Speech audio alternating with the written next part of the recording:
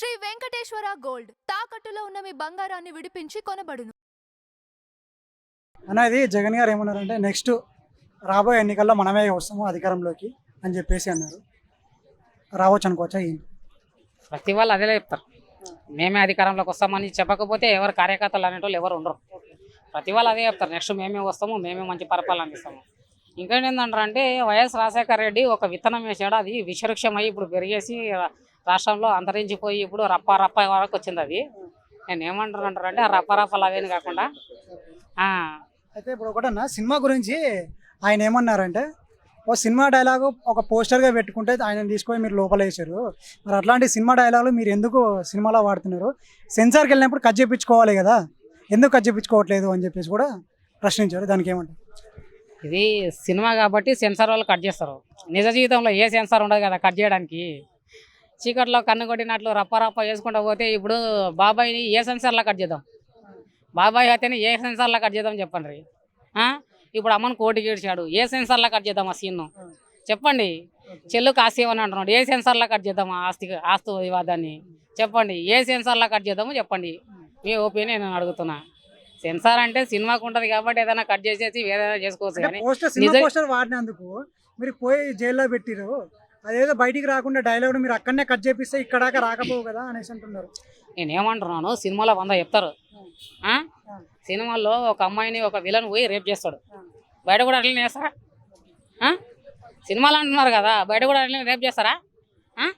సినిమాలో ఏదో డైలాగ్ చెప్పాడు హీరో గారు, దాన్ని తీసుకొచ్చేసి మీరు రాజకీయాల్లో కనుక్కొని రప్ప రప్ప చీకట్ల కన్ను కొట్టినట్లు అయిపోవాలరా ఇట్లా.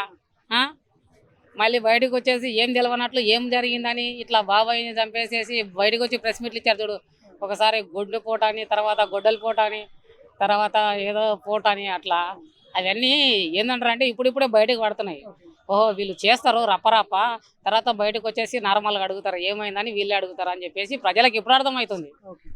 అయితే ఇప్పుడు జగన్ గారు ఏమన్నారంటే రైతులకి మన నిరుద్యోగ భృతి, రైతులకు రైతు భరోసా, రైతు సబ్సిడీ ఏమైంది? ఇవ్వలేదు. నిరుద్యోగ భృతి ఇస్తా అన్నారు, వాళ్ళకి ఇవ్వలేదు, ఎప్పుడు ఇస్తారు అని చెప్పేసి క్వశ్చన్ చేశారు. ఎప్పుడు రావచ్చు ఇవన్నీ? మళ్ళీ త్వరలోనే వస్తాయి. నేను కూడా జగన్మోహన్ రెడ్డి గారిని అడుగుతున్నాను, జాబ్ క్యాలెండర్ ఏది, ప్రత్యేక హోదా ఏది? ఆయన ఉన్నప్పుడు చెప్తున్నా, ప్రత్యేక హోదా ఏది,